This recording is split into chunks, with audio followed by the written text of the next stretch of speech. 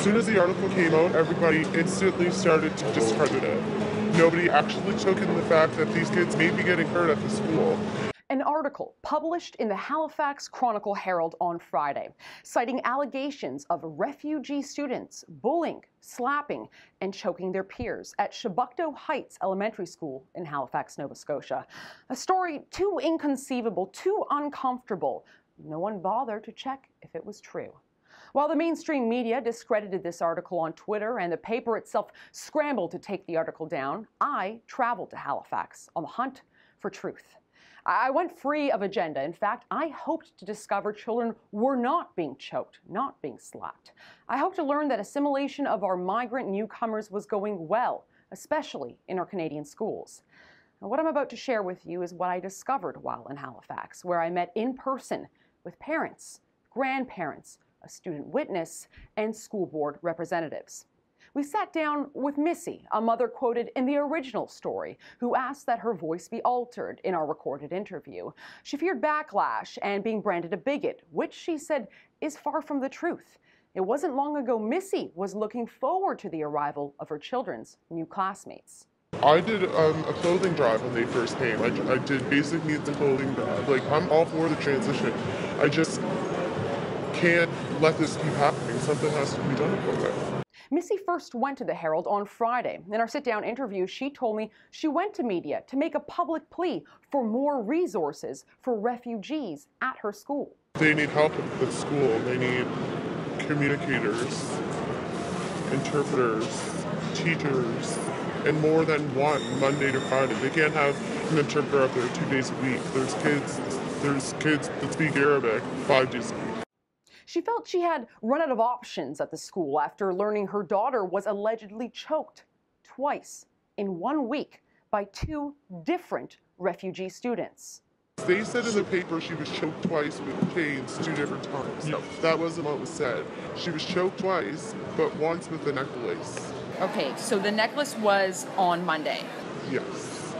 And then on Thursday, she was choked with her hands. Like, it was just a bunch of little stories that kept adding up, and I'm like, this is enough. Like, once or twice it happens, maybe it was just rough play, but it's happening a lot. And like, it hasn't just been this week, there's been numerous things that have happened, like not just with my kids. They stopped intramurals and soccer at the school due to rough play on the school grounds.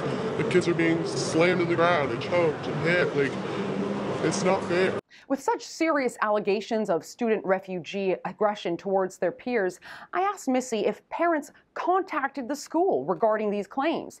Are the school authorities even aware of what is allegedly happening on their grounds? When we went up on Friday, to talk to the principal about the choking with the necklace, she had said that her hands are tied. She's been fighting with her supervisor to try to get interpreters up there, because she couldn't even, this stuff happened on Monday, she couldn't contact those kids' parents.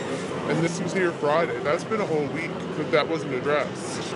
Missy told me addressing bullying of any sort is a problem at the school, but now there seems to be a double standard at play.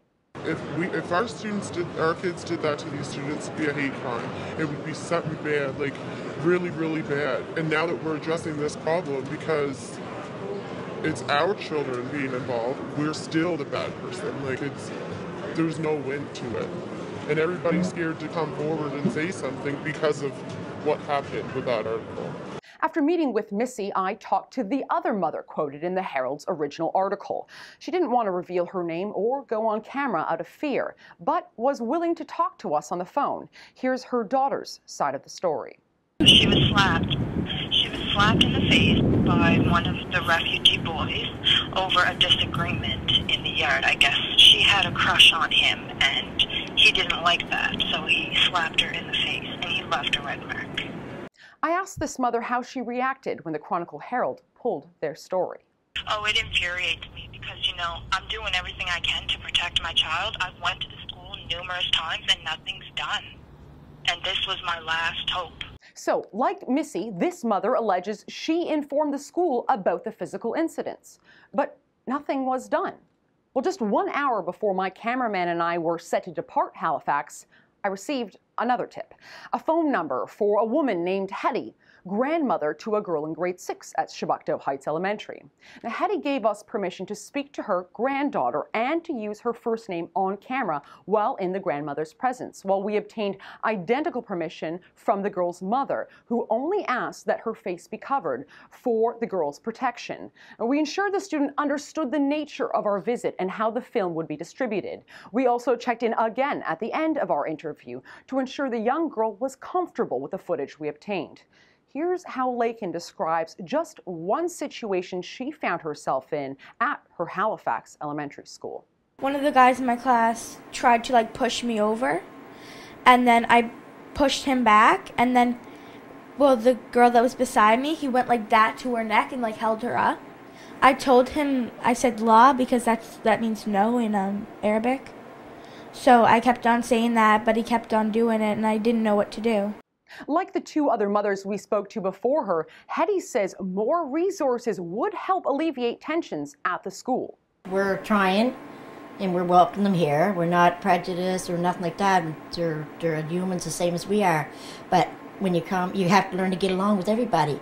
And what I think they need to do is put a place for the children that they can learn our culture and plus our language before putting it into our schools.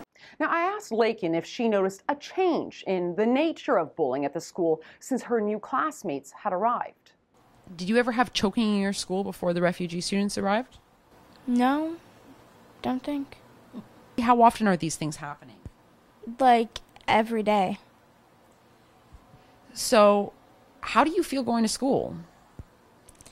I kind of feel scared because I don't know what they're going to do next. And then this. Lakin describes an alleged commotion on school grounds just days before our interview. I think it was Friday or Thursday. There's this big fight, and all these the Canadian people, and then we're in one big group, It was almost and then a riot up at the school. Yeah, and then everyone from here was saying we want freedom and stuff, chanting it, and yeah. Okay. And because these boys and stuff are really rough, and they Which always boys? All the boys, The even refugee the boys? little ones, The refugee boys or the Canadian boys? the refugees, Okay. and they're really rough. They're rough with all the girls. When we play soccer, because we always play soccer every lunch and recess, the principal and the vice principal took that away, and now we have nothing to do because we don't have no playgrounds or nothing. Lakin says teachers and the principal are well aware of the situation but offer little in the way of recourse. Everyone's always saying going to the principal and telling them that they're bullying them, and the teachers just don't do anything about it. And like Missy, when it comes to bullying, Lakin says the rules are not one size fits all. If you did the same things that the refugee kids were doing right now, would you be in more trouble than they are getting? Most definitely. Why do you say that? Okay, say that I kick someone or something, and then one of the refugees kicks someone. I would get sent down to the office. They would get sent to their chair. Why do you think that happens? Because they're new and they're refugees. 4 sources with similar allegations. A school-wide problem only getting worse, with a principal and teachers allegedly in the know, with double standards being applied daily. While in Halifax, I also reached out to school authorities. I wanted to hear their side of the story. I contacted the principal, Leslie McInnes. I left several messages with the school secretary requesting an interview. I made the same request in an email to that principal in which I outlined the allegations relayed to me. The email response I received cited parent-principal confidentiality. So I went in person and was told that the principal was again unavailable. I sent another email with further questions and, well, I have yet to receive a reply. I also requested an interview with the Halifax Regional School Board's superintendent, Elwin LaRue. He said in an email response that he was unavailable, but pointed to his message posted on the school board's website, which references, quote, unsubstantiated accusations out of Chebucto Heights Elementary School. I emailed the superintendent about the specifics of the allegations shared with me. I asked how his office determined that these accusations were unsubstantiated and whether they had been in touch with the principal, with parents, with teachers about these allegations. Again, I received no email in return. And so I reached out to Halifax Regional School Board spokesperson, Doug Hadley. He was willing to go on camera. I asked him what was being done about these allegations. Were they being investigated? There are rules that need to be followed, and if there's a need for us to follow the rules or for students to follow the rules, then that's what has to happen. But we have no indication whatsoever that any of those allegations made in that original article actually happened. When we look at each of the specific allegations that were in the original article and we ask the school, what do you know about this? They tell us that they not only see anyone doing those things, no parent, no student ever came forward to tell an adult that this was a problem, or it would have been dealt with immediately. So, as far as the Halifax superintendent and their board spokesperson were concerned, these allegations of refugee bullying are, quote, unsubstantiated. No parent, no student ever came forward, a direct contradiction to what my parental sources told me. They said that they went to the media on Friday only after contacting the school about their allegations. Now, look at what Mr. Hadley tells us next. And some of the parents that may be at the center of this article, the school was speaking with them just last week and will continue to speak with them. So in one instance, there's no meeting with parents. The school is completely in the dark. This is just a bunch of unsubstantiated scuttlebutt. Perhaps attention-seeking children or intolerant parents are to blame. But in the other instance, the school did meet with the parents at the center of this story just last week.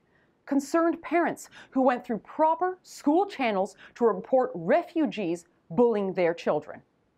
Now, cover up is a strong word. It means to whitewash, to conceal, or to mask what's really going on. But is a cover up occurring right now at the Halifax Regional School Board? Think about it. Several parents with disturbingly similar allegations about refugee students bullying their children, each of whom say they know more parents with resembling claims.